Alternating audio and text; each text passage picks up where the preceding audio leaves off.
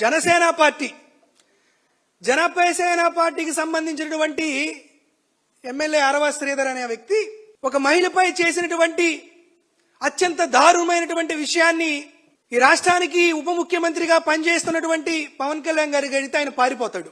కల్తీ నెయ్యిపైన జంతువుల కొవ్వు, చేప కొవ్వు కలిసిందని ఆరోపణలు చేసినటువంటి తెలుగుదేశం పార్టీ వారు ఈరోజు మాట్లాడట్లేదు. ఇవన్నీ జరుగుతున్నటువంటి సందర్భంలో తిరుపతి నుంచి వాడెవడో ఆ కామసేన పార్టీకి సంబంధించిన రాస్కెల్ ఎవడో ఒకడు ఉన్నాడు. ఏం పేరు? అదేలే, కిరణ్ రాస్కెల్. ఒక మహిళకు జరిగినటువంటి అన్యాయాన్ని ప్రశ్నిస్తే ఒక మాజీ శాసనసభ్యురాలు శ్రీమతి రోజా సెల్వగాని గారి పైన నోటికొచ్చినట్టు ఆ రాస్కెల్ మాట్లాడాడు.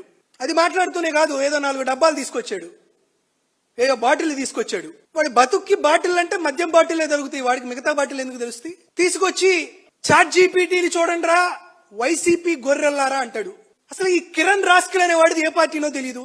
వైసీపీ కార్యకర్తలను గొర్రెలు అంటాడు. ఈడొక పెద్ద కొండ గొర్రె. వీడి క్యారెక్టర్ ఏంది, వీడి క్యాలిబర్ ఏంది, వీడి కథ ఏంది, వీడి కథామేషి ఏంది అనేది ఆంధ్రప్రదేశ్ రాష్ట్రంలో ఉన్నటువంటి ప్రతి ఒక్కరికి తెలుసు.